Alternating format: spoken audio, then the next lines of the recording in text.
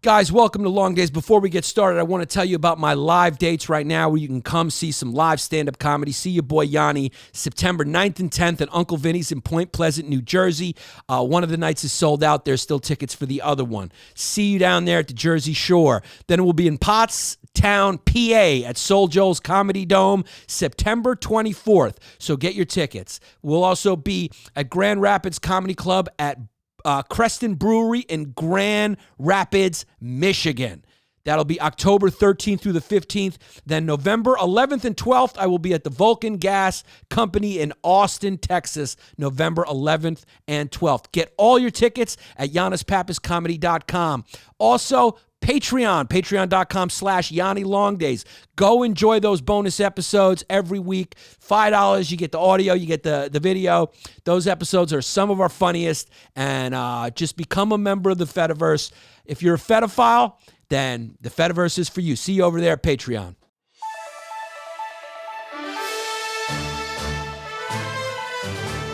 Welcome to Long Days with Yannis Pappas, the only true source of information that is out there in the universe, not just the globe. I can make that claim because there's nobody around to dispute it. If they do come, then whatever. I'll still argue it because why not? My perspective is truth. Welcome to 2022, where my interest is what it is. This is an undeniable truth. This is an objective fact, as objective as it gets. Paul Pelosi's got to spend 5 days in prison. That's funny. Guy's in his 70s. He got a DWI, and he's got to spend 5 days in prison walking into the bullpen. Please turn the cameras on. I want to see how much they charge him for a cigarette. Imagine you're Paul Pelosi. You got to get your laces taken before you go in. That's fun. You go from a multi-millionaire power couple to just going, let me just take my Crocs for these 5 days because they're going to take my laces anyway. The kid wore his shower shoes into prison without a doubt, and they're probably Gucci. Andrew Tate, has there been a bigger rise and a bigger fall than Andrew Tate? What's next for Andrew Tate? Well, you can find him on Truth Social running for vice president in 2024. Because he joins the prestigious group of being banned across all platforms. It's Donald Trump and Andrew Tate, and they're kind of the same personality. So if you need a running mate, my friend, it's Andrew Tate, and I'm talking to you, big old orange guy. TikTok, how much do they know about you? How much are they tracking you? You guessed it, it's a lot. It's a lot. Like Rick Glassman, it's a lot.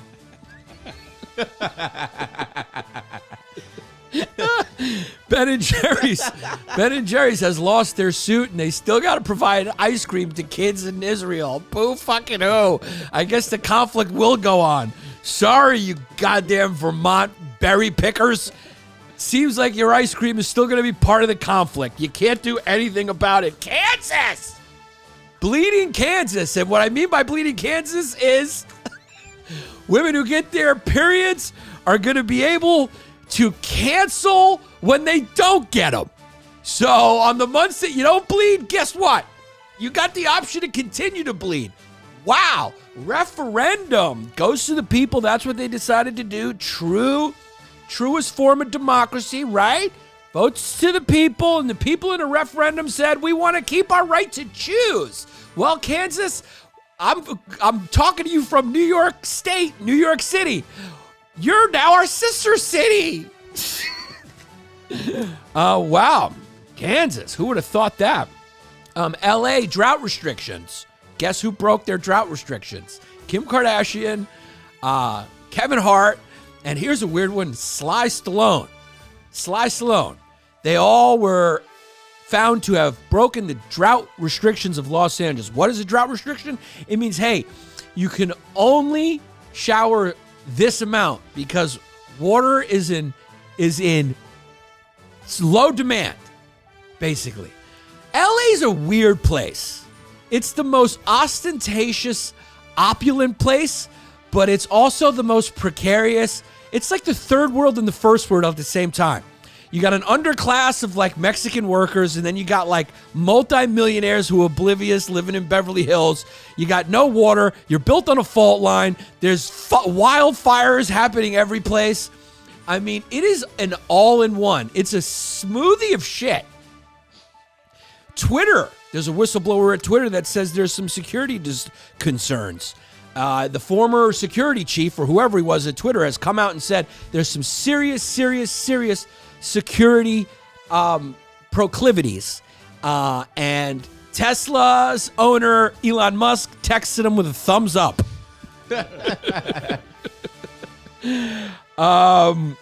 We got a lot to talk about this week, including the migrant dump. The migrant dump that Texas is now performing on New York and Washington, D.C. They get migrants who come across the border who are not legal or naturalized get to continue their travels across state lines on a bus to New York and D.C. And so the Mexican population of Washington, D.C. is plus a couple thousand right now. So we will talk about that. It's a gift. They're just getting a gift. They're not even asking for anything in return. So unlike Brittany Griner, who's getting dealt possibly for an arms dealer, we're just getting 7,000 Mexicans right now. I mean, you don't really feel it until you go to Home Depot and there's a few spots that aren't available because there's people standing there online. And that's the only time you really feel it. I mean, that Home Depot parking lot right now looks like my lawn on a Wednesday. And my lawn on a Wednesday, which is definitely my landscaping day, definitely looks like Santa someplace in Mexico. Rio Grande. It looks like the Rio Grande. My lawn on Wednesday looks like the Rio Grande on the Texas border. This is Longdays, and let's just hop on in like a little bunny and get to what the dough was. Yannis Pappas. Yeah. When you all tucked up in the day belong, and the news online going on and on. What's right and wrong, and it's something up. Now here comes a great kid you know you can trust. From the true who's who to the news and cameras, to the fake politics and the propaganda. Yeah, this kid's screwed in, got a lot to say. Oh shit, it's about to be a long day. It's a long day. I want to start fun today. We'll get to some of those stories that we mentioned in our cold open for this show, for this broken down modern 2022 show. In 2022, it's either 1 minute reel, you have a minute to get people's attention, you're watching a minute show, or you're listening to a 4-hour show. It's extremes, like everything else. Like everything else from A to Z, every facet of society, of the human condition in the tech era, it's either this or that. There's everything in between. From 2 to 9 is gone. It's 1 or 10. You're either at 1 at a snail's pace like a turtle, or you are like a whippet dog. Just fucking sprinting around a dog park going, put me on a track. This is too slow for me. There's no middle ground. That's all we're doing right now. We're doing 4-hour. Joe Rogan sitting down with one of the most boring professors you could. He goes and he finds like some professor who has a specialty in stars for 4 hours. And by stars, I don't mean the things in LA. I'm talking about the things in the sky. He's like, let's talk to this astronomer for 4 hours, or you're watching Andrew Tate talk about how he's the top G for 46 seconds. And that's it. That's it. There's no in between. And in this era, you got to go either a 0, you got to go 100. Okay? You got to go 100 miles an hour. If you're a politician, you got to go 100. That means your looks have to be fucking top notch, or your personality's got to be way out there. Way out there to get attention. You got to do way out there stuff. You got to go to the Met Gala. You got to have a dress that says "Tax the Rich." I mean, you know, it's a carnival. It's an absolute circus that we're living in. I mean, a congresswoman showing up to the Met Gala in a tax the rich dress. A governor in Florida making a Top Gun commercial, using Top Gun as his commercial. Ron DeSantis just decided. He sat down with his social media people. He sat down with his social media team. Every politician probably now has a social media team, right? They got a guy making clips. They got the whole thing. They got a guy transcribing the words. They got a guy putting in the captions. You got a caption guy. You got a clip guy. You got a team that handles TikTok across platforms. You got a guy who transforms it from portrait to landscape. And they're probably all like 20-year-old kids with phones. There's just a farm. There's a DeSantis social media farm somewhere, probably in India, right? There's a lot of those farms, those click farms, come from India. There's probably a lot of these politicians probably have their own like little offshore social media farm, where he's got to call a guy named Singh once a week and be like, hey, I need, can we break it up into clips? Did you see my speech last night? Clip it. Break it up into clips and spray it out across platforms. And one of his guys was like, hey, man, we really need to put out a Top Gun commercial. So here is Ron DeSantis's Top Gun. Now, if you can watch this without feeling a little quease in your stomach, congratulations, you're a sociopath. Because this gives you the queasies. It's called Top Gov, by the way. And it's Ron DeSantis as Tom Cruise in sunglasses and a bomber jacket. And here we go. Action at Freedom Headquarters. Good morning, ladies and gentlemen. This is your governor speaking. Today's training evolution, dogfighting, taking on the corporate media. The rules of engagement are as follows. Number 1, don't fire unless fired upon. But when they fire, you fire back with overwhelming force. Does it say that in the bill? I'm asking you to tell me what's in the bill. Number 2, never ever back down from a fight. If I could complete the question, though. So you're going to give a speech or ask a question? Number 3, don't accept their narrative. It's wrong. It's a fake narrative. I just disabused you of the narrative, and you don't care about the facts. It's why people don't trust people like you, because you peddle false narratives. All right, ladies and gentlemen. It's Jonathan. It's a kid. There he is with his son. Welcome back, folks. Welcome back. Welcome back. Welcome back to the Longdays podcast. This is how I'm going to do the entire fucking episode, because this is how you connect to the people in 2022. You got to really treat them like you're trying to communicate with an autistic kid. Just a lot of sounds, a lot of movements, and a lot of visuals, a lot of out there visuals. Right now, I am inside Evolovia, and I got my shades on. If this isn't holding your attention, I don't know what is. Can someone punch me while I talk? This podcast will be me doing this the whole time from now on, while I have shades on, while somebody is kicking me in the head repeatedly. Actually, I'll just use it as my mouth. I'll just talk out of Evolivia's lips. Because that's what you got to do now. Nothing is a low-hanging fruit for politicians these days. They're going all out, dog.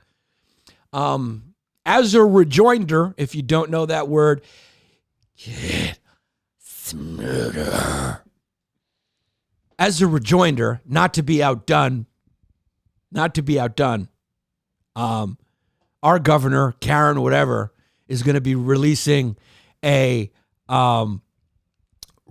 trailer from she's going to be releasing a trailer from the movie. What's the movie? God damn it.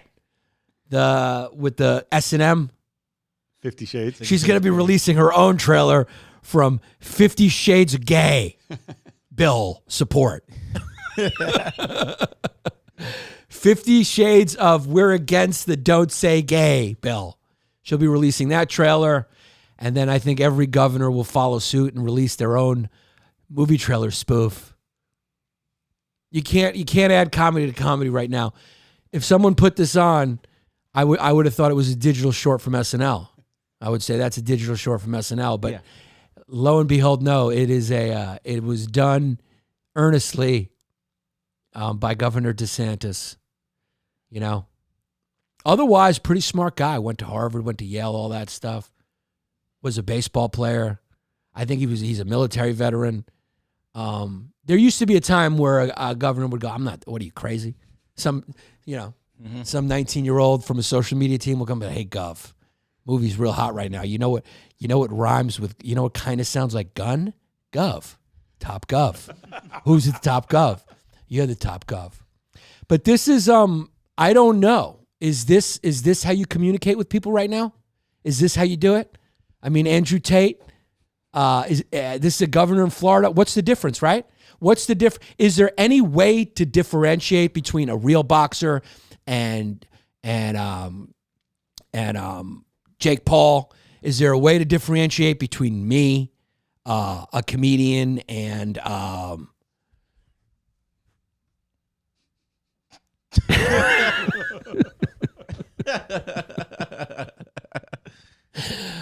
I've just held my tongue. I'm just not gonna. There's no need. But you know what I'm saying? Is there any way to differentiate between who's what? What is what? Who is? Is there any way? Is everyone just everything and doing the same thing, utilizing the same methods to communicate now? Is anyone doing anything with integrity? God damn it. That's my question. Does anyone have any fucking blithering and integrity anymore? Is there an ounce of integrity left in this goddamn country? Does anyone know how to say no anymore? Can someone say no? Can someone besides Tiger Woods say no? By the way, it was brought to my attention that we spent a whole episode saying it was 700 billion, like three fucking morons. Jared Harvard, Jesse Scaturo, Yannis Pappas, three fucking morons, which is what this podcast could also be called, that we actually sat there believing what we saw. And it wasn't our fault. It was whatever article we were reading said that he turned down $700 billion to not play in those tournaments in Saudi Arabia. And I got to give credit where credit's due. It was actually Joe Rogan. We were texting, and I said, the guy turned down $700 billion to go play in those tournaments. And he went, 700 billion. He goes, it was 700 million. And I actually went and Googled it on my phone to double check, because it still didn't register that if he was getting 700 billion, he'd be the richest athlete of all time by an amount that's hard to even conceive, to give someone $700 billion. And then I saw that it was 700 million. I went, you're right. I'm a moron. And he just went, LOL. But how come the three of us just did that whole segment? This was like 2 episodes ago or something? Yeah, and you still have a shocked look in your face. I'm pretty sure I said million, because you were doing the 1,000 bit. You were like, yo, for 700,000, I'd leave my wife, and they're offering $1 million. I kept on correcting you. I said million. Well, million. you probably did, but at some point, most of the segment was dedicated to billion. Yeah, well, billion. Yeah, that's not a logical number. Billion is what Dr. Evil requests when he does something. Yeah, that's like for 700 billion. Yeah, it's. We spent the whole time just going, this guy turned down $700 billion. Which lets you know this podcast is good at business. Yeah. Didn't even cross my mind. It didn't even cross my mind. I'm just being honest with you. If you want to know how stupid I am, it didn't even cross my mind that the number 700 billion was ridiculous, inconceivable, and laughable. Didn't even cross my mind. I'm going like a guy, I guess 700 bill. Didn't even cross my mind. Never. But 700 million is still crazy. 700 million is still crazy. So yes. The point still holds. But it does bear pointing out that we spent the whole segment calling it 700 to 800 billion. It's I mean, you know, that's higher than most countries' GDP. Dude, and it just exactly. And it just points out how easy it is to get things wrong with the amount of information. Because we were reading it off a screen. Whatever we were reading had made the mistake and put it 700 billion. So, you're looking up countries' GDPs.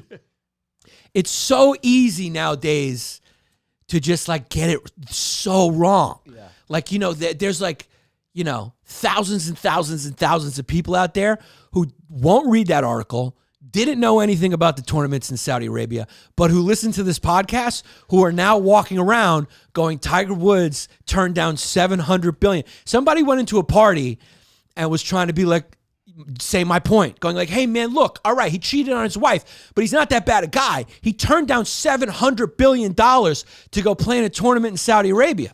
And somebody else is going, wow, he did turn down 700. And it's just out there right now. And then Joe Rogan's in the back like, that's not accurate, but I can tell you about grizzly bears. Yeah, I can tell you about grizzly bears, and I can tell you about the real number I got from Spotify, which ain't 100 mil. Yeah. It's a lot more than that. Yeah. 700 billion is the amount of money that we gave to Ukraine. Yeah, it's exactly right. Whatever article we were reading probably mixed up the amount that we give in aid to Ukraine with what Tiger Woods was going to be paid to hit a ball into a grass hole. Guys, we are brought to you by Manscaped. Get yourself the Performance Package 4.0. They got everything in there. You get a crop preserver ball deodorant, which is important to slap on your balls. You get the toner, the Crop Reviver toner. You get a pair of boxer briefs, which is very nice. Very nice. Very comfortable. Yes. And a travel bag to hold all your goodies. I got like 4 of those travel bags. I just use them. So the Manscaped 4.0, the lawnmower trimmer features a cutting-edge ceramic blade to reduce grooming accidents thanks to the advanced skin-safe technology. The lawnmower 4.0 has 7,000 RPM motor, a new multi-function on and off switch, and can engage a travel lock and gives you the ability to turn the 400K LED spotlight on and off when needed for a more precise shave. You got to really get that light on to make sure you're getting every single hair down there. Do you manscape? No. You don't cut, you don't trim down? Bro, look at his hair on his head. Yeah. It's part of my routine weekly. I manscape. You're clean? Dude, I'm clean. I take it Like a down. baby? I take it down to like a 1. I take it down. Oh, yeah, I tape myself up. Yeah, you taper it up too? Yeah. Yeah, I mean, everyone manscapes, dog. You get the It's just in the undercarriage? 70s anymore. Yeah. You get underneath too? I get under the balls, I get the side, I get the whole thing. Yeah. That light helps, too. Yeah. The light does help. How Yeah. long does it take? Couple minutes. Couple minutes. Yeah. It's like deep sea diving. Yeah. You got to do it. I do it over the toilet. Manscaped, it changes lives, man. You need it. I mean, every guy's got a Manscaped. You can't be going and getting a blowy with a muff on, dog. The fumes are all in the hair. Yeah. You got to trim it down. That's where the fumes come from. Help fight the fumes with Manscaped. Manscaped is a crime fighter against fumes. They even throw in 2 free gifts to their Performance Package 4.0, right? Like I said, the boxers they send you and the travel bag. So, with 20% off and free shipping with the promo code FUMES at manscaped.com. That's 20% off and free shipping with the code FUMES at Manscaped. So go to Manscaped, get the Performance Package 4.0 right now. Everyone should have it if you're a dude. And put the promo code in FUMES right now. 20% off. Get yourself the travel bag, all the goodies, and you become the barber of your own balls.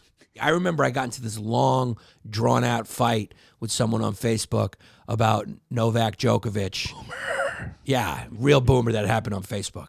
It was about Novak Djokovic. There was this article out about Novak Djokovic. It was during this Simone Biles and Naomi Osaka mental health thing. Yeah.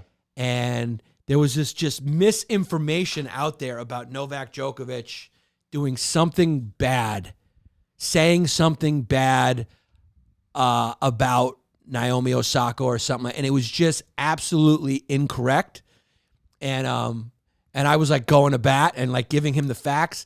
But the guy had already made his argument. It was a funny thing. And it was somebody I knew who I guess we're not friends anymore after that. We were never really friends, but I was giving him what the truth was.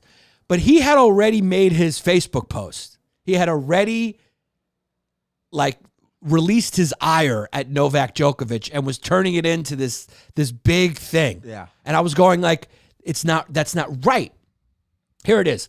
Novak Djokovic wasn't referring to Simone Biles when he said, this is what it is, pressure is a privilege, right? So what happened was, at some point he said pressure is a privilege, right? And it was around the time that the Simone Biles thing was happening, where she pulled out of the Olympics because of the twisties, right? The mental health struggles. And someone just took, because Naomi Osaka went through something similar, someone took the Novak Djokovic quote and just put it into that story. Like, but it had nothing to do with it. And then, like, there was all these articles. So what happened was, it was a meme. A lot of people get their news from memes. It was a meme shared that claimed Djokovic criticized Biles' withdrawal from the events where he said pressure is a privilege, my friend. So someone made a meme about Simone Biles and put Novak Djokovic quote on there. So the person who made the meme was trying to give their thought on what it was. They were saying, my opinion is, Simone Biles, you shouldn't be doing this because pressure is a privilege. They took Novak's quote and put it in there, and then people were mad at Novak Djokovic. That is 2022 right now.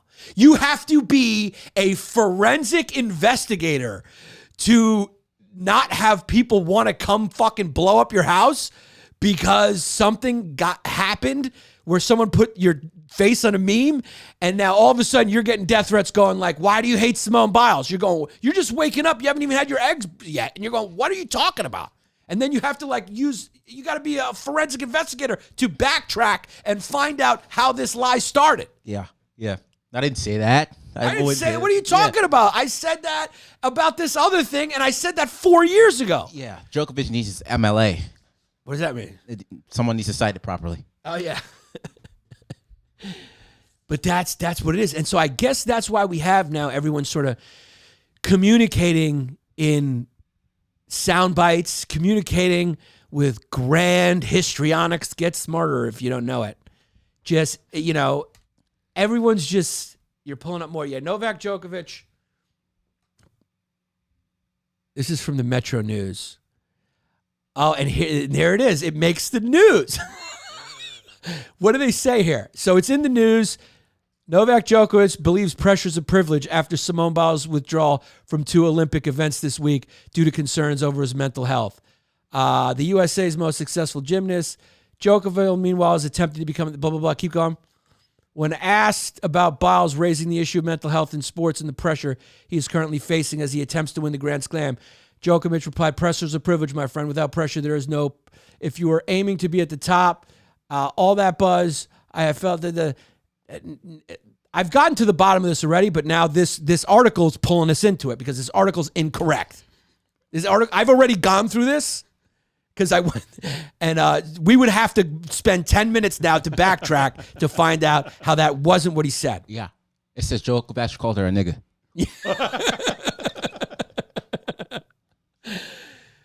This is, and they didn't correct it. It's still there in the Metro whatever in UK.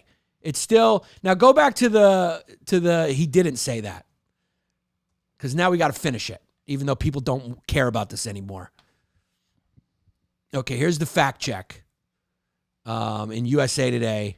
Amid talk about athletes' mental health at the Tokyo Olympics, some people are making comparisons between Serbian tennis stars Novak Djokovic and Simone Biles. Blah, blah, blah, blah, blah. A widely shared meme, pressure is a privilege, there's no professional sport, blah, blah, blah, has been shared. Keep going. The August Facebook post hints at hypocrisy. We got that. While it's true that Novak said this, his remarks in the ensuing happenings are misrepresented here. He was talking about his own experience, and he pulled out of the mixed doubles match citing injuries. So there you go. There you go. Reuters brought up Biles in passing when he asked Djokovic about the pressure of attempting to earn a Golden Slam, 4 major tenets, and the Olympic gold medal in the same year. Novak, you you would have heard about Simone Biles yesterday talking about mental health and its pressure performing. You're in the position going for so now it turns to him. You're in the position going for the gold slam. You know, there is no more pressure on a tennis player than you currently, keep going. No, you're going too fast. Than you currently. There's no more pressure on a tennis player than you currently. Can you speak a bit about that? Right. So here, I'm asking you about the pressure you're experiencing, right? That is so clear. That the setup question was, you're facing all this pressure. He prefaced it with the Simone Biles. He goes, you know, it's in the news a lot. Simone Biles just talked about this thing. You have all this pressure coming on you because of blah, blah, blah, blah, blah, and blah, blah, blah, blah, blah, and all this expectations. And so then he says what he says. Pressure is a privilege, referring to himself. Yeah. And people just went and took that and ran with it, baby. Flipped it on him. They flipped it on him. Who was asked this question? The Louisville Police Department? Yeah, no, but I mean, the person who was asking probably wasn't even planning on this controversy. They just used Simone Biles to preface how much pressure athletes face. And he gave his opinion on what he felt about pressure. Yeah. Even if he did say that, how much can I care about that from a man who moans when he hits a ball? You can't care too much about it. Yeah. You can't care too much. Although I think technically he's pretty silent. It's Nadal who likes to moan. That shouldn't be legal. I mean, it doesn't take that much to hit the tennis ball that you're going, arr, arr. You don't hear baseball players when they hit the ball go, ah, and that requires a lot more strength to hit a baseball than it does a tennis. Like the moan, I don't know what that is. It's like, I think you're trying to distract the other guy, but this isn't the first time Djokovic has said pressure is a privilege. He made the same comment in a September 2020 interview. So this is his stance on it, citing tennis icon Billie Jean King. Billie Jean King, whose autobiography is titled Pressure is a Privilege. Novak said he stands by that kind of quote. So he took, again, a feminist icon, Billie Jean King, and the title of her book, Pressure is a Privilege, he took that quote and he said he agrees with it, right?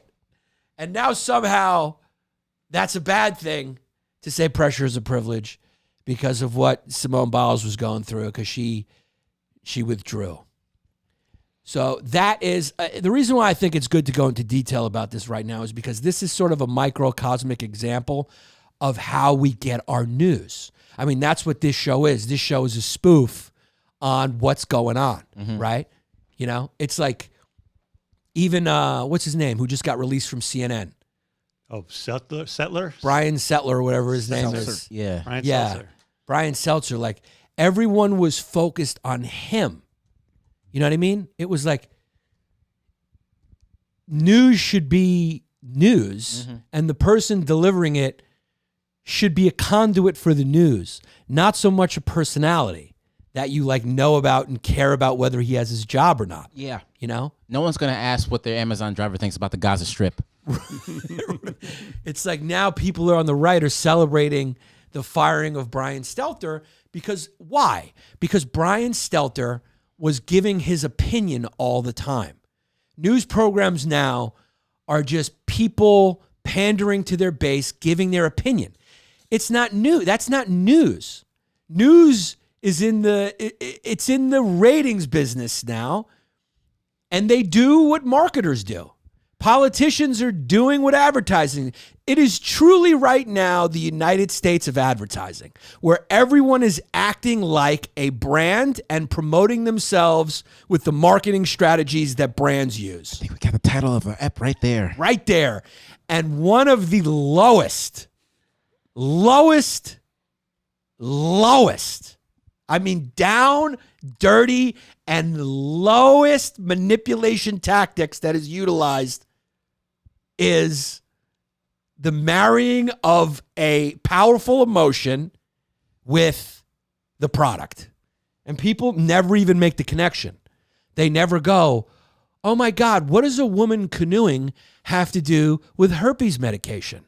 And you're going, it has nothing to do with it. What they're doing is they're showing you the herpes medication, and they're showing you something you feel great about So then you, because we're all suggestible, right? We're all not as smart as we think. We subconsciously, subliminally go, oh, it's good. That product is good. Because I subconsciously connected that positive emotion with that product. Yeah.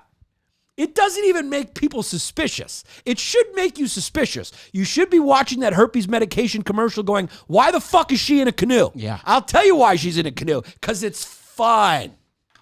It's fun.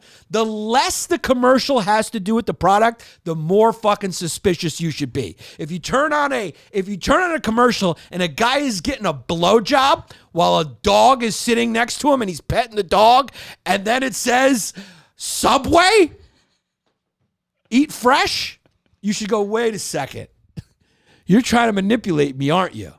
Yes, I am. Yes, I am. If you see a governor put out a commercial where he's replicating a movie that unanimously is loved right now, Yeah. you should go, wait a second. You're manipulating me, aren't you? Yes, I'm making a commercial for me, and commercials work. The thing is, people think they're smarter than people. Don't think they work. People don't think they work. That's the thing. A lot of people, you ask people, they go, I don't even know why they do it. Most people go, I don't even know why they do it. I get what I want. I buy what I do. You? Do you? Is that why I posted a video on TikTok criticizing Kanye's people tire fucking shoes that go for $900, and people in the comments got angry at me and called me old, which, by the way, is not a slur. It just means I'm smarter and wiser and more experienced than you. And also, me and Kanye are the same exact age, by the way. But and that's why people were mad. People go, you don't know what the fuck you're talking about. You're going, you've been fucking brainwashed. That is an objectively horrific looking shoe. Yeah. If I saw a Komodo dragon wearing those, they still wouldn't look They good. look like the shoes that the same people in Star Wars would wear. They are horrible. That's a good one. Yes. It looks like people tires. It looks like people tires. Look at those shits. They're fucking hideous. They're objectively hideous. Yeah. But people are like defending them and buying them and paying a shit ton, even though they probably cost 99 cents to be made. And of course, you're going to say Jordans don't cost a lot, whatever. Jordans are objectively fly. Those are dope. These are not. These are not. And you will see they will not stand the test of time the way Rod Lavers have, the way Air Max 95s have. They won't stand the test of time. I guarantee you these go in and they go out. Just like Kanye's sanity. In and out. In and out. Yeah. Because they're objectively horrific. But that's the reason people got mad at me. Because they're victims of like marketing. They're victims of like, oh, celebrity. Why do you think Sprite has basketball players? Why do you think they do that? So you affiliate the successes of the athlete with the drink. What the fuck does LeBron James have to do with a drink? He's got nothing to do with a drink. In fact, that is the opposite. He's the worst spokesperson for Sprite because he's the person least likely to use the product. These people got it in their contract that they can't drink soft drinks. You understand? He is a fucking multi-million dollar investment by a team that says, hey, dude, you can't ride a motorcycle. You have to have a chef. We need you in tip-top shape. We're spending a lot of money to employ you. Your health is paramount. And here is LeBron going, want a Sprite? Yeah.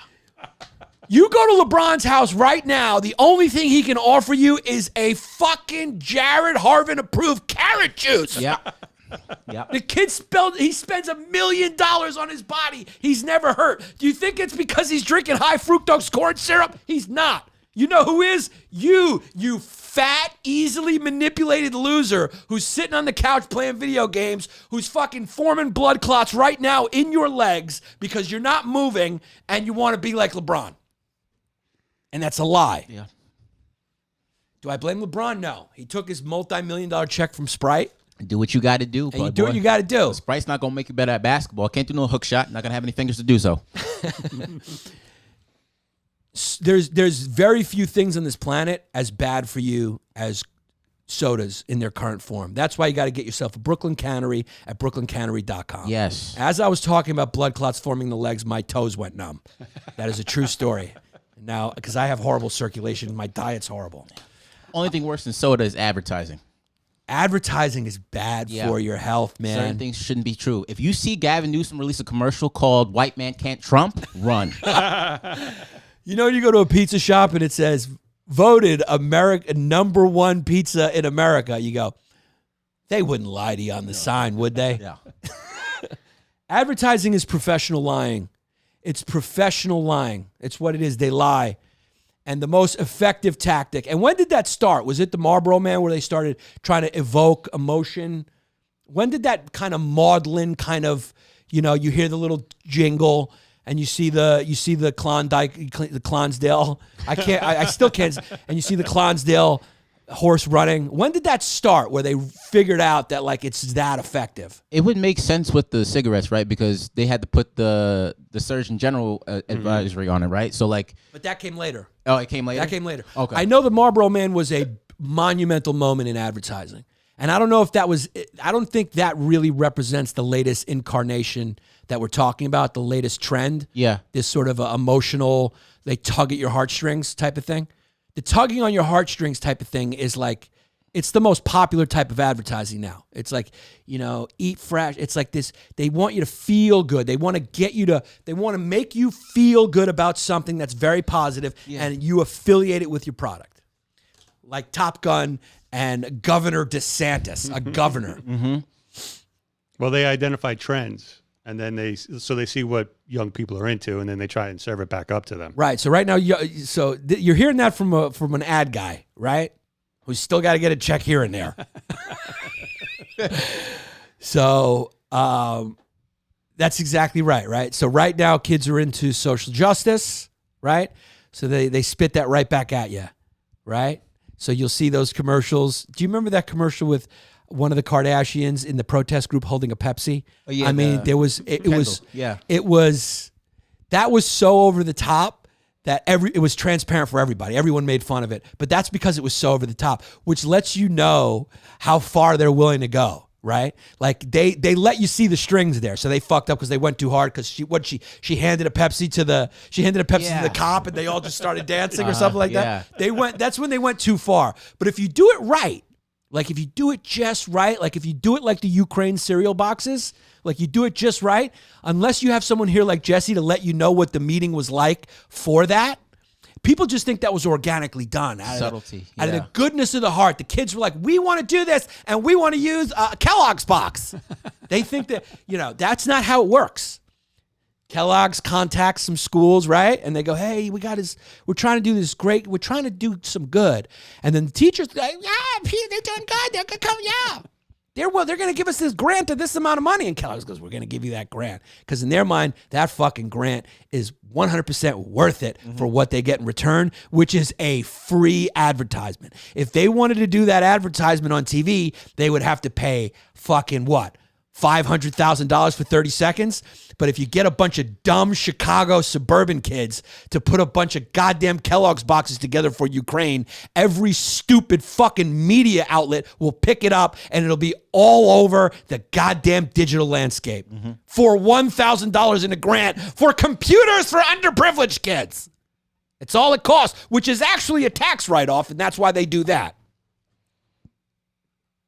Is anything I'm saying wrong? Not one fucking thing. You're hitting it on the head. You're hitting it on the head. That Kendall Jenner shit was brutal, though, right? With the Pepsi. Yeah. That was bad. Like, if Ben and Jerry's can't stop the war in the Gaza, you're not going to break up a Pepsi or ride with a Pepsi. Thank you for bringing that up. Ben and Jerry. First of all, I didn't know. Are they still alive? I thought one of them had a heart attack from eating his own ice cream. I think there's some truth to that. One of them had a heart attack. I didn't know they were both still alive. But Ben and Jerry, if you're listening, here's my deal. Why, instead of trying to stop the sale of your ice cream in the Gaza Strip, why not make a commercial? Make a commercial where Ben and Jerry, they're in a canoe and they're just rowing, and there's Palestinian refugees you don't even have to put yourself in the commercial. Just a couple of Palestinian kids just rowing, dog, over some good music. Just give it a good TikTok track. Yeah. Put it on there, and then at the end, just go, Ben and Jerry's. Ben and Jerry's. Against the war. Damage to Vermont-based company's reputation of licensing sales in occupied Palestinian territories Too speculative. We covered it last time, so we're not going to get into it. But, I think a freezer full of Ben & Jerry's ice cream, call me crazy, isn't going to have a sway either way. You leave the Ben & Jerry's, at least kids can get some fucking ice cream. Mm-hmm. If you take it out, in fact, I think they're just going to be even more pissed. I mean, look, they're living under occupation and shit. Can they at least have some Chunky Monkey? Yeah. You're actually helping by selling it there. Mm-hmm. All right, I get it. It's Israel. It's Israel licensed the deal, but they're doing it anyway. Might as well put some fucking ice cream in there. That's like a Band-Aid company or like a hospital who's going there that Israel puts in the strip, going like, we're not going there. Well, then they're not going to have a hospital. I mean, what do you want? It's not going to change it. And look, Ben & Jerry's, if you pull out, Benjamin and Harry will open their own shit. Yeah. So someone will fill the void. It'll be a shaved ice stand. Yeah, it'll just be a cow with a yarmulke on it. Yeah. The emblem will be that cow, and that cow will just be like this with a yami on. So ice cream will be sold. There's obviously a market there. People have money. They want to eat ice cream. Anyway, we're piggybacking off last episode, but it bears repeating a little bit because this is an interesting topic, And it ties us into Andrew Tate, who's essentially doing the same thing as Governor Desantis, making content. Yeah. He's building his brand. Who is Andrew Tate? I had never heard of this dude till a couple of weeks ago. Is it because I'm old, or is it just because I'm not spending a ridiculous time on TikTok scrolling around being told that I need to become a top G2 by going to Hustler University? So I looked into this guy. He's very much like Trump. Now, Trump is a creation of Hollywood, like we said. We're piggybacking off a lot of previous episodes, but he's also a creation of the social media era. He was the first president to get elected online. Online ads, local grassroots advertising, misinformation. It happened. You can say what you want. Those things happen. I know misinformation. I get it. That also happens as well. Okay, but I'm just saying they use that as their strategy. The people in his camp, the Bannons, the people like this had built social media stuff, right? The Breitbarts, they had built that. They knew the power of it. Obama got elected on TV during the debates. Trump also did well in the debates because he was basically debating the most boring person of all time. I mean, there was collusion. It was between Hillary Clinton and her lack of charisma. All right? I just stole a joke from my old special, but why not? Bears repeating. You shot yourself. It's all right. I shot myself like Tom Segura. Yeah. Shot himself in the leg. I hope he presses charges against him. By the way, do guns kill people or people kill people? Well, sometimes people who don't know how to handle a gun hurt people. Yeah, hurt themselves. Yeah. This is another iteration of a Trump type star, right? Everywhere, very boisterous, going against the grain, saying politically incorrect stuff for the sake of kind of comedy, but more entertainment. You watch him, it's like he's playing this character, right? And you don't know what's real and what's not. It's the same thing with Trump. You don't know what he means or what's not, right? By the way, Trump should have got sued for defamation for running around talking about how Obama was Kenyan Muslim. Do you remember when he was selling that? Mm-hmm. And that made him popular with the base? Yeah. Because everyone on that side hated Obama so much they wanted to believe that. He was the number one salesman. That was the first thing he was fucking selling. People are selling you shit. And look how riled up you are right now. You're watching this and you're riled up. You're fucking riled up. You want to attack Yanni. You want to fucking, Yanni. You fucking cockdem. You want to attack just because I'm talking about your savior. Why is he your savior? Because it's been marketed to you as the savior. You really think Donald Trump, the person, gives a shit about anything at all besides Donald Trump? Then you got another thing coming. Do you think Andrew Tate really gives a shit about you becoming the top G and bettering men to be masculine and how you got to put women on a leash or whatever the fuck he's saying? Do you think he really cares about that? Or do you think he really cares about Andrew Tate being bigger, more, having more money, being more famous? What do you think they care about? Mm-hmm. I'll tell you, they care about one thing a whole lot, And here's the surpriser. They care about the other thing, 0. Not 1%, this is how much Trump cares about what's happening at the border.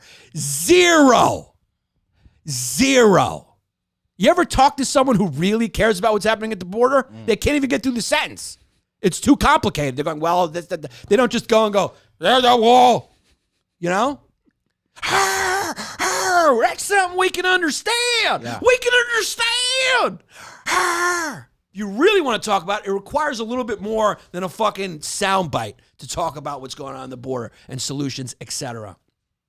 Our border is unique. It's not like other borders. We're the best country in the world, and right next door, there's fucking cartels cutting people's heads off because we want to buy the drugs, and then we're selling them guns. Is all then you got border patrol guys who are getting slipped money by the drug cartels to funnel that fucking. It's a whole complicated fucking thing. It's a nightclub, and it's also like a massive border where it's like the best place on earth is right next door to Mexico. A lot of those migrants aren't even from Mexico. They walk into Mexico because Mexico has a porous border below that. They come from other countries into Mexico to cross into ours. And then you got people who are hiring them for fucking low money because it's good for their bottom line.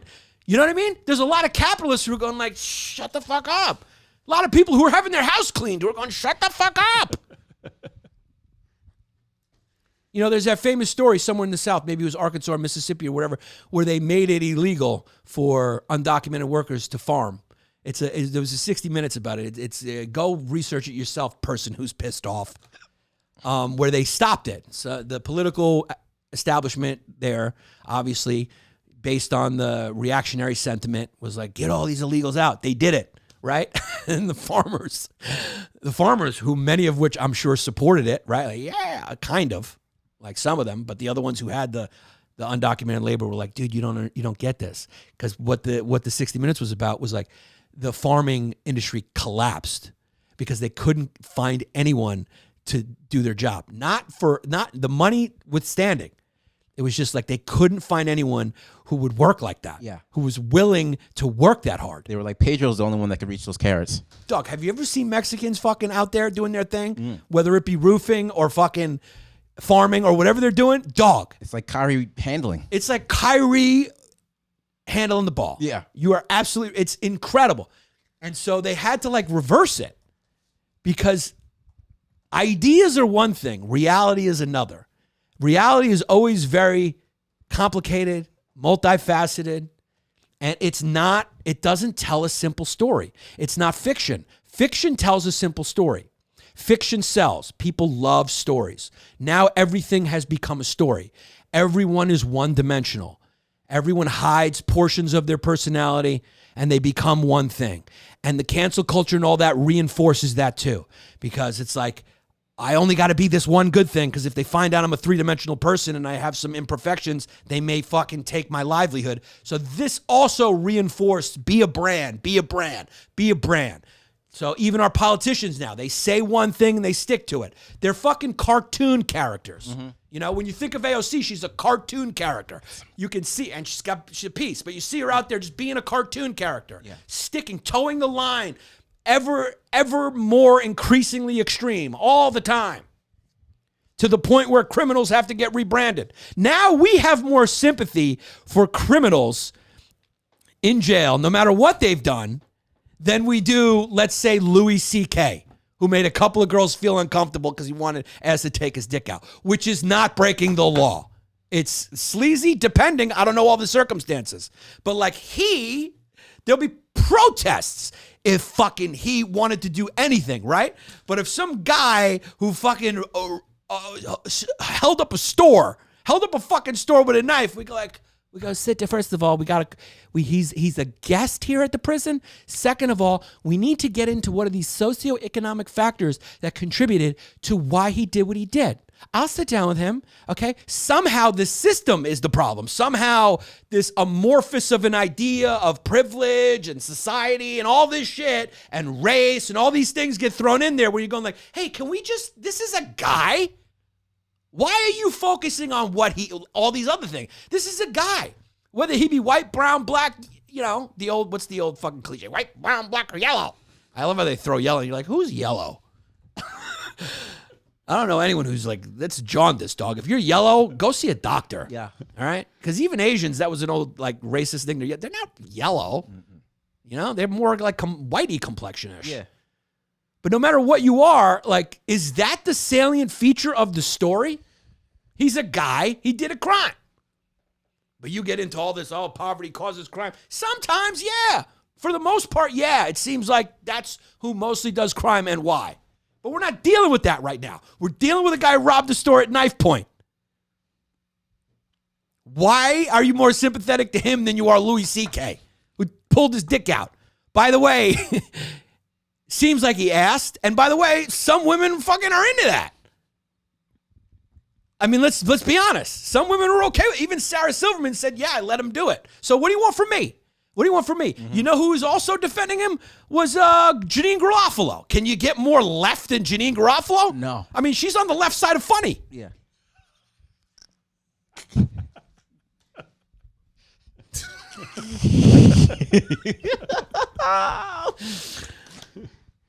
You know what I'm saying? Yeah, her and stage she notes was look like a defending him. manifesto. Huh? Her stage notes look like a manifesto.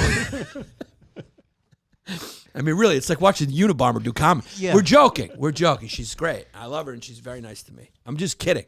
I'm just saying you got to be into a particular thing. You know, you got to be Of course.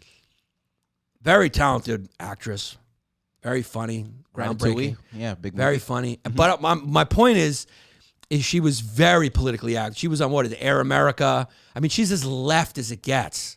You know, I mean, she's so left she didn't have kids. That's pretty left. You know, that's kind of like a left-wing statement when you don't have kids. Like, all women who vote right, they're just like, they want to have kids. The left is like, women's rights, women, equal pay, equal. All right, good luck with that. Good luck with trying to stay young forever. Good luck with trying to find fulfillment in your profession. That's a young Janine? No, that's probably a little younger. But good luck with that. None of us, I don't have fulfillment in my profession. You find fulfillment in your life, in your family. We're going wild this episode, and I like it. Yeah, I like it too. Yo, Jesse, send me that picture. Okay. But is there some truth to what I'm saying here? You know? It's like there's all this sympathy for, you know, even murderers and shit. You go like, Louis C.K., I mean, it's like, guy didn't even break the law. Yeah. Did what he do was bad? I guess, depending. I guess to that person. I mean, from what I heard, they were giggling at the time. So I don't know, dog. He got caught up in the wave, you know. He got caught in the wave, but let's red wave. now the wave's over. So let's talk about it. Yeah. Yeah. I mean, you know, he's a comedian. He took his dick out.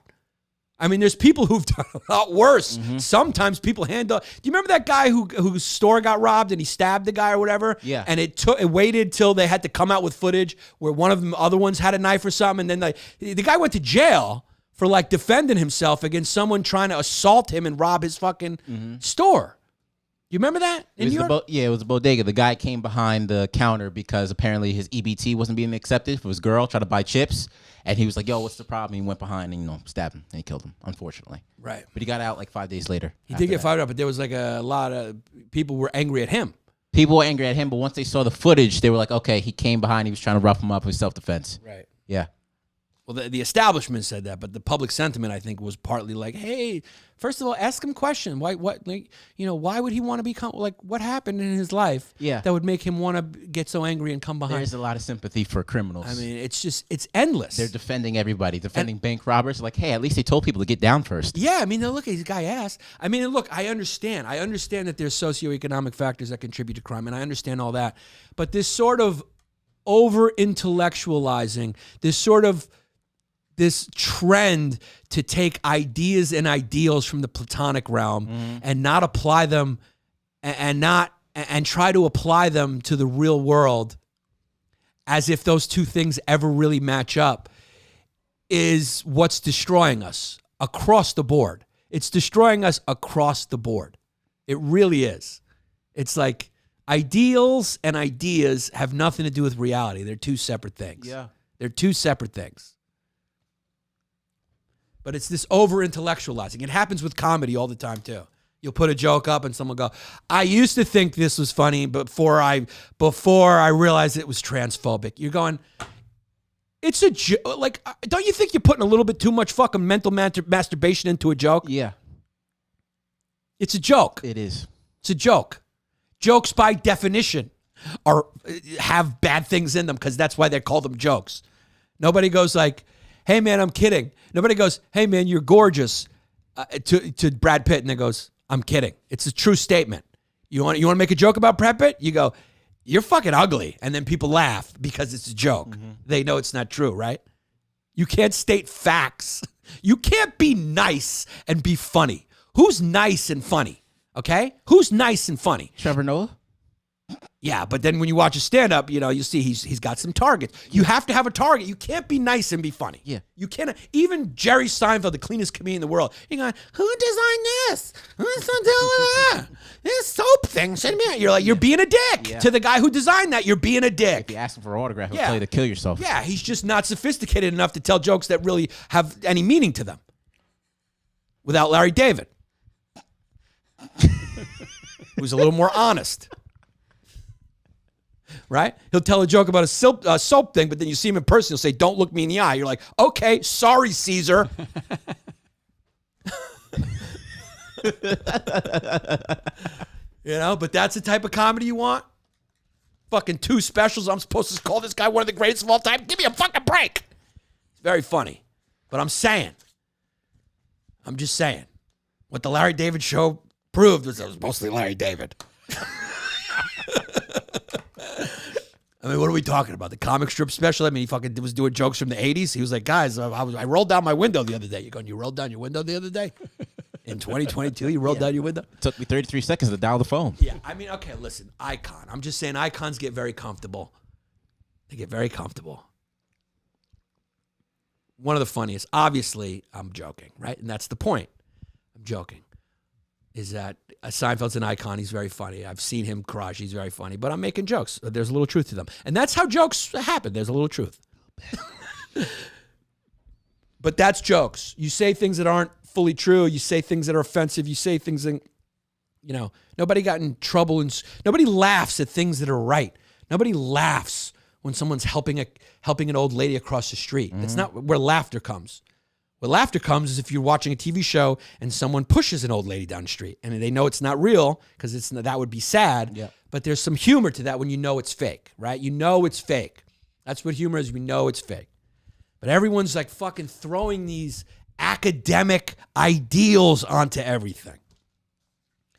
Ooh, this one's less about the news and more of a long day. This is more of a Patreon. Anyway, so we spent a lot of time on this Desantis ad because it's cringeworthy. It's very cringeworthy. And there's not much else to say about that. It's a fucking cringeworthy thing. Yeah. We were talking about Tate, though. Oh, we got to Tate. We did. Yeah. So tell me about Andrew Tate. Yeah. Who is Andrew Tate? What has your research journalist, Jared Harvin, given you? So he was on a show in 2016, I believe. Scroll up, Jesse. I forgot the show what he was on.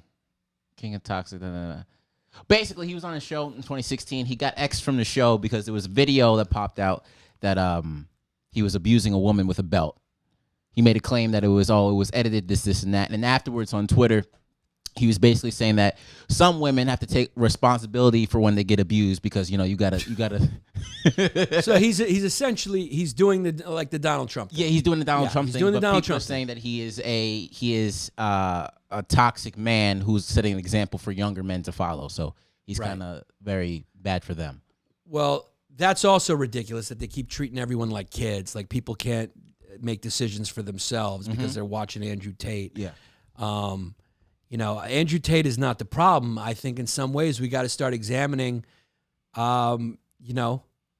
what the algorithm wants. Who's ingesting this too? Because he had 13 million hits on his name from all his YouTube, his Twitter, TikTok, everything like that. So there's people who are consuming this shit, Right, That they know that's wrong. They've heard about it. You see the memes. Yeah. And I think they're so hungry for it. Now, here's where I come in. This is where the insight comes in from Yanni.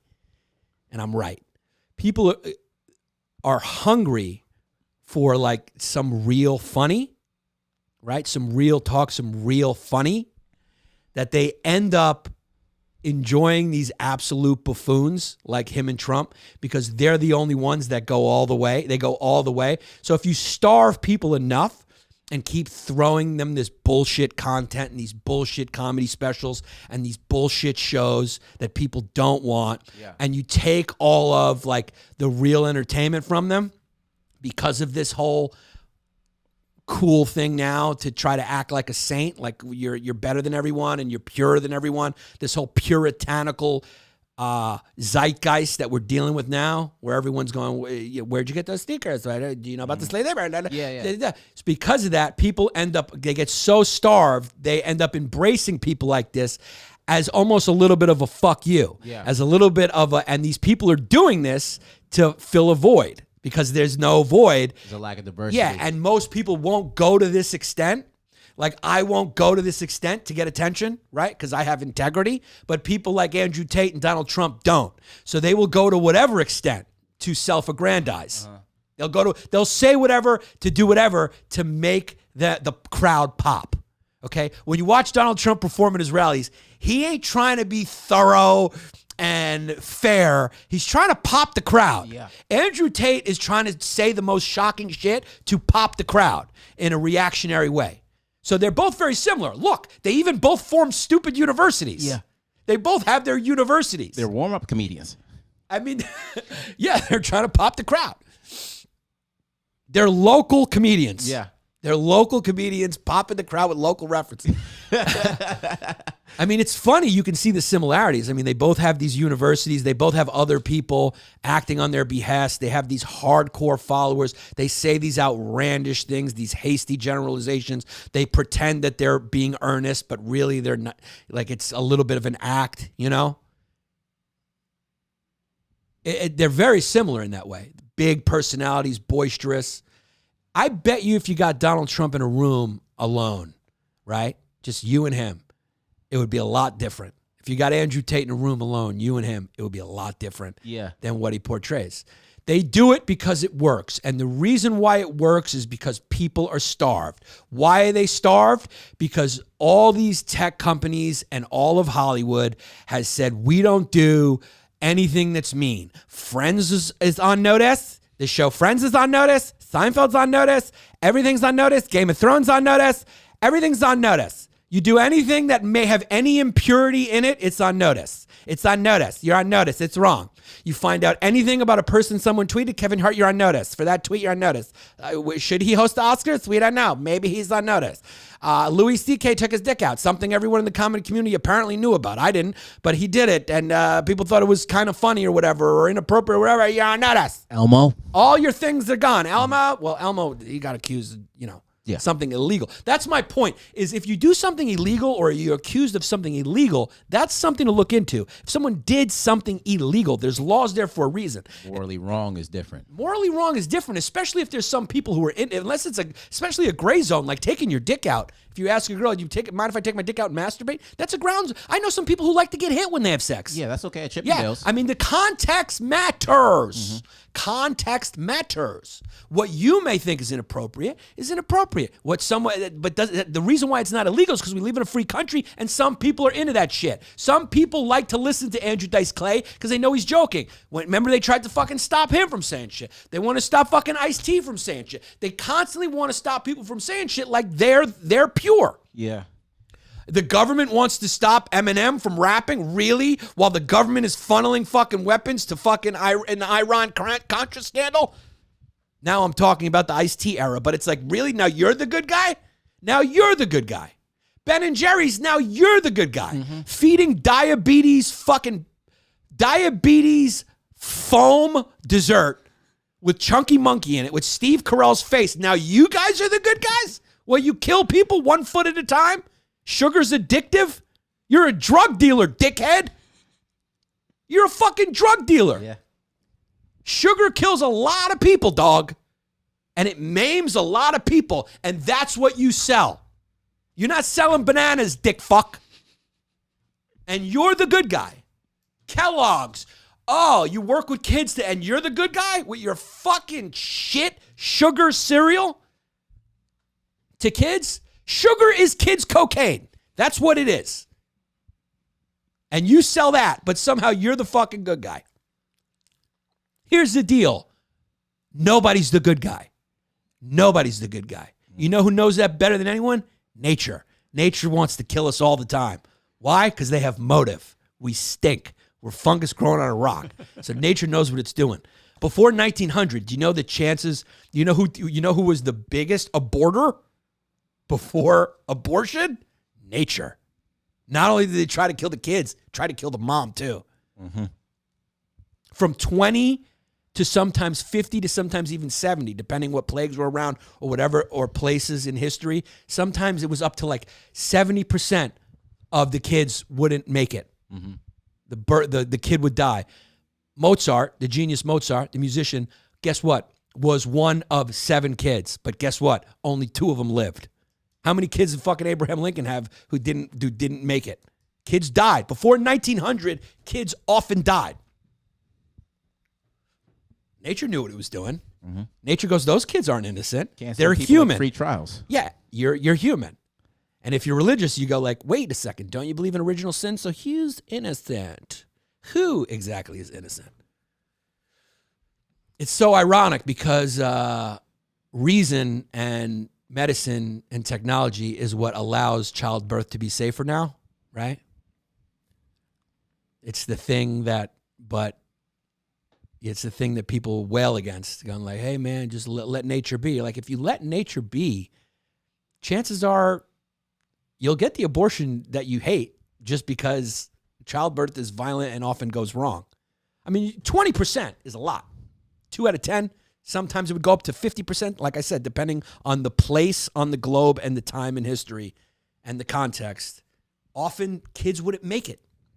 In nature, with animals, oftentimes those pups don't make it. So that's context. That's context for you. It's not a clean world. It's not a clean world. Should we try to make it a cleaner world? Yes. But with the childish naivety to make it perfect? No. Because that's when you start getting zealot eyes, because by definition, it's not real. It's not real. It has nothing to do with reality. What you're trying to do is just unreal. You're trying to socially engineer everything. It's not real. It's not real. Nobody's good.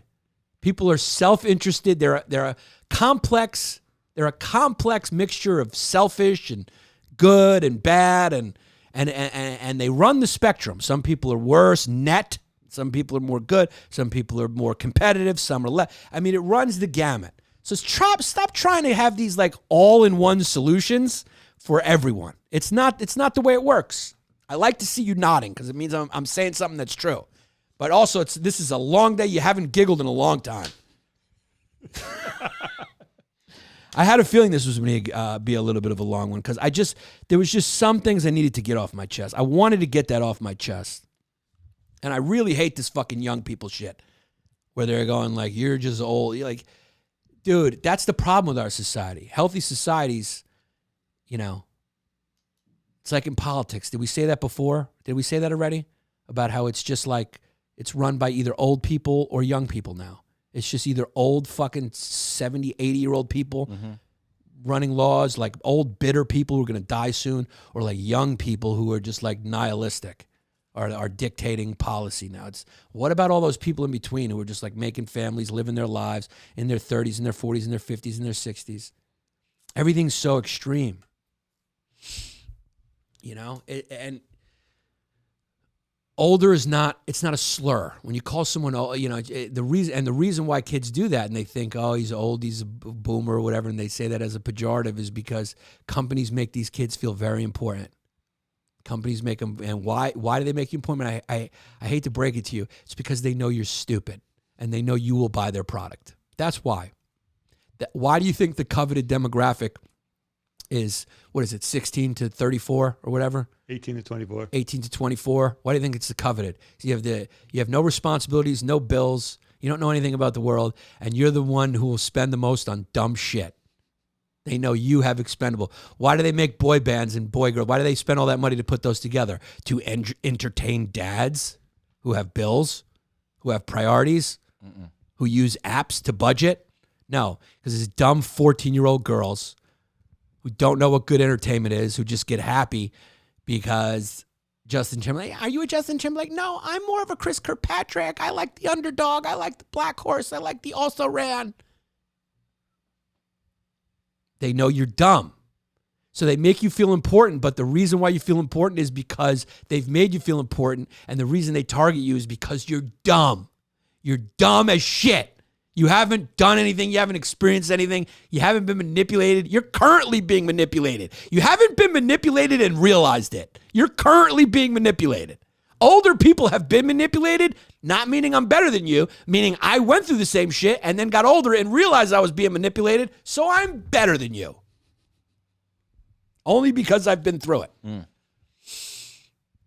Older people just have a little more wisdom, you know? You can't tell me shit.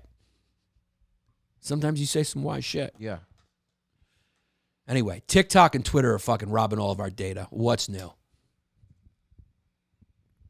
And we just keep going back for more. We can't stop. You're going to give up your account? No, I'm not. It's funny because you read these articles and you just go, fuck, I guess they're just going to know what I do. It's the age of sacrifice, man.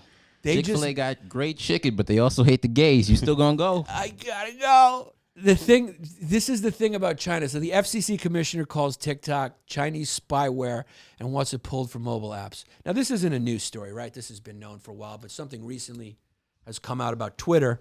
We made a joke about that Twitter is also very vulnerable to third parties, stealing your data, all that stuff.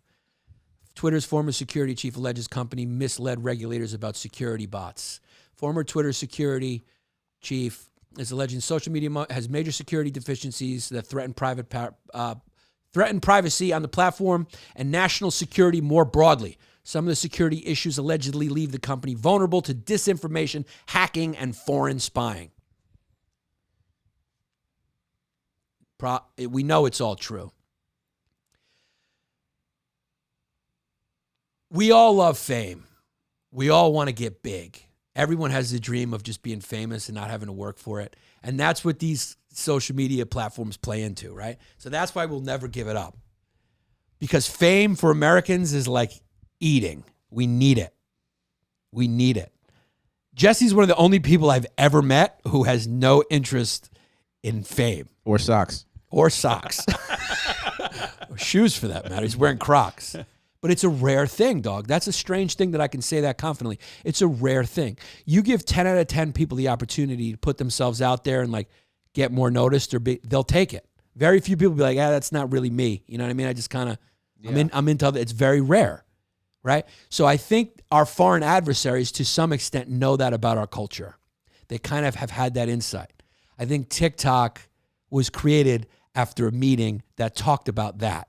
Going, hey, man, what's the best way to influence these people, to fucking make them stupider, to what do they love? What do they love? They love fame and they love money, right? So what do they all do? They create TikTok.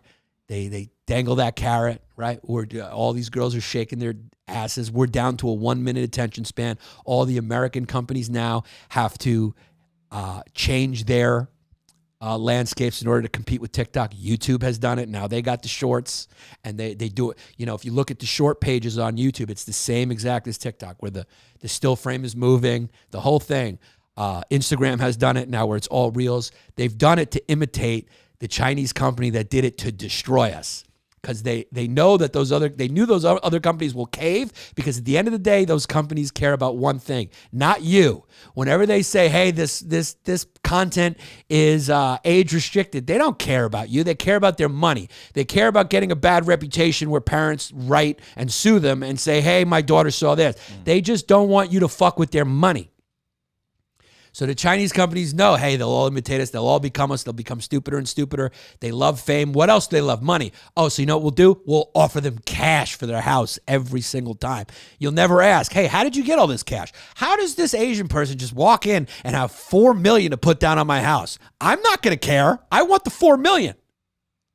I'm not going to ask questions. Like, wait a second, Mr. Wang. How did you get $4 million cash? Nobody's going to care. Are you going to not sell? Who's going to not sell? Who's going to not sell? I'll fucking sell. I'll sell this show right now for 100 yen.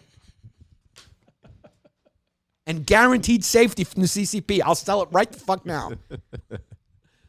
So they use it against us. Our greed.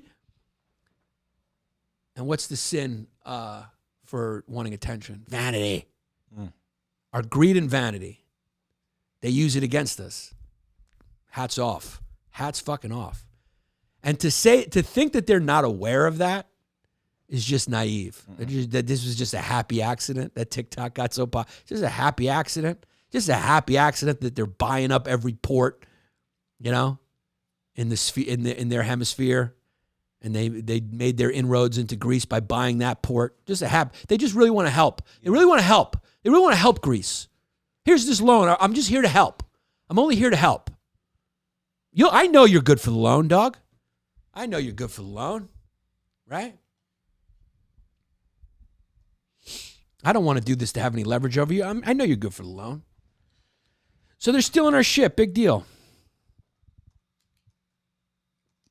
Paul Pelosi's in prison for 5 days. So Andrew Tate, do you ban him? What is that going to do? I don't get what they're trying to do. It's going to make them bigger if you do that. Yeah, and they're not dealing with the underlying problem. The underlying problem is like their own hypocrisy. The underlying problem is the way they're trying to censor everything and create this pure world gives people like Andrew Tate, who has no particular set of skills, really, that he's really good. He's not exactly a great entertainer, actor, comedian. He's just a personality saying boisterous shit. He's willing to say the shit. Yeah. Candace Owens got so big because she's willing to say the crazy shit. She's willing to go there. She switched political affiliation. She's willing to go there. She's willing to say it. She's willing to say all this stuff. 40% of the stuff that she'll say, normal people will go, I'll agree. Right? But only someone who's crazy enough to say the 100 will do what she's doing. Most people go, I can't get on board with that. But somebody's got to say it, so she'll say it. Because and the reason why people don't say it is because they're scared of backlash, right? They're scared if they do say something that might have some more truth to it, but not support the status quo or toe the current politically correct line, they know that there's going to be repercussions. So they look at Candace Owens and they go, at least someone's saying it. Mm-hmm. At least there's some pushback. Now I got a war makes for strange bedfellows. I got to side with Candace Owens. Because she's the only who's telling me slavery wasn't that bad or whatever the fuck she says. I got to side with her because in addition to saying slavery wasn't that bad, she also said, you know what? Maybe there is a such thing as gender kinda. Mm-hmm. So Andrew Tate is not an outlier, is my point. He's more of the normal prototype of the person who gets famous now. The person who becomes president, the person who becomes governor, the person who becomes state senator, the person who becomes congressperson.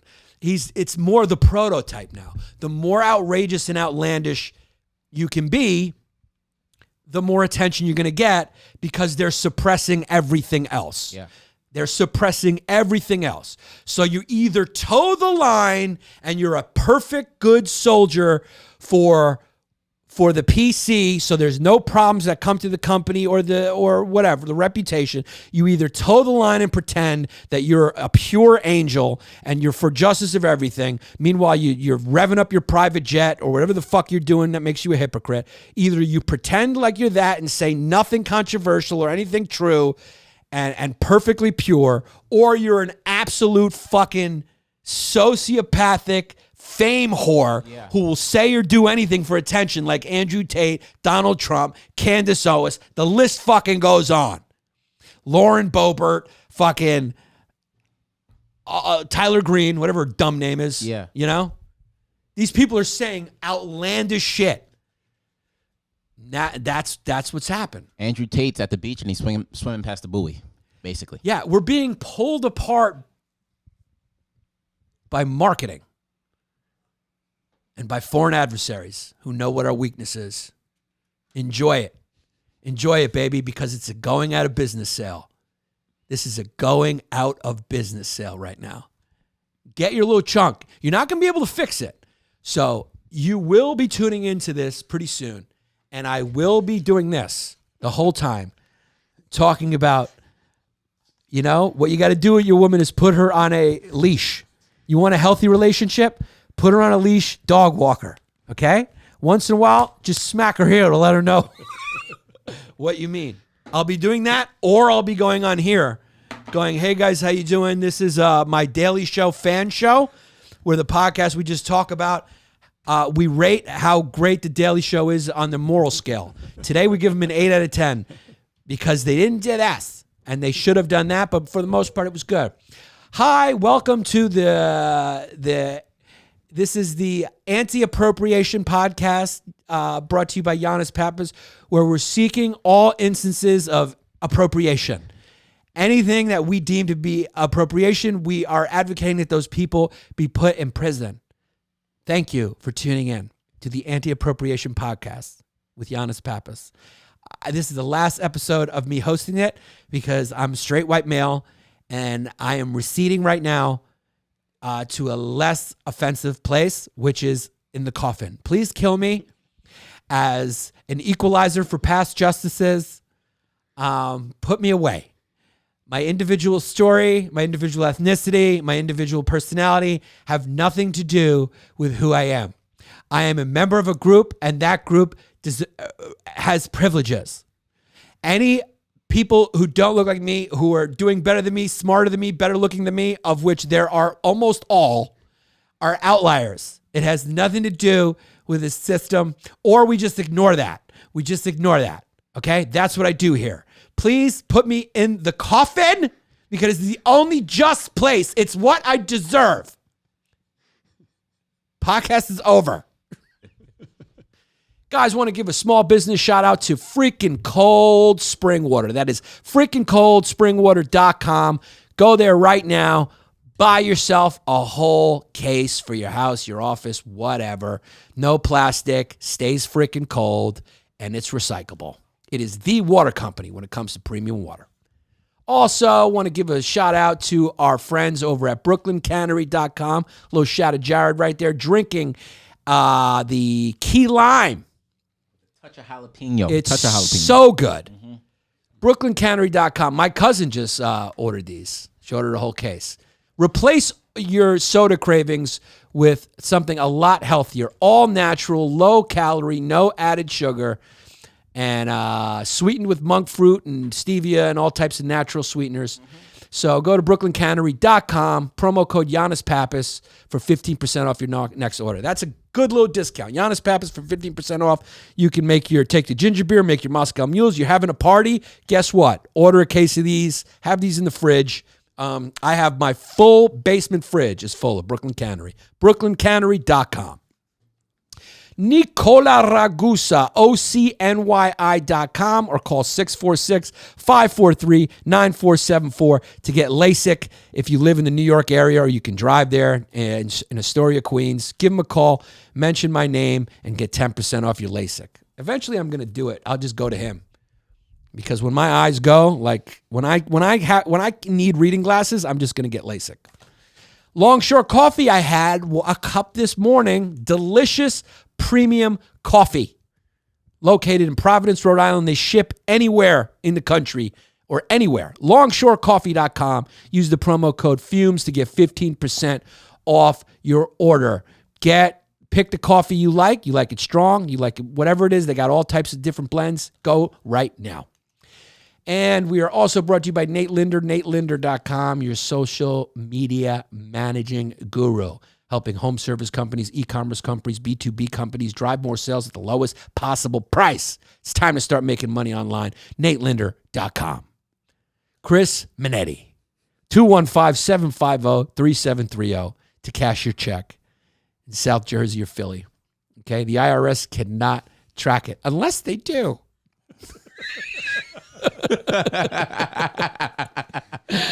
Aaron Lee for the free.art, a brilliant site for music in Hawaii. Go check out the bands. Go check out the local artists. Go check out the shows. It's a fun website to peruse for the free.art. And then, of course, we got 305 PLP Media Services. They do videography, post-production, creative services. They won't do weddings. Okay? I'll just go with what they want. No weddings. Info at 305plp.com, or you can text or call 786-548-2274. Check them out on Vimeo.com/305PLP. Check them out if you want to shoot a video, you want anybody doing your videos, your content, and you're in the South Florida area, 305PLP. And exclusiveautoshipping.com. You're moving your car anywhere in the world.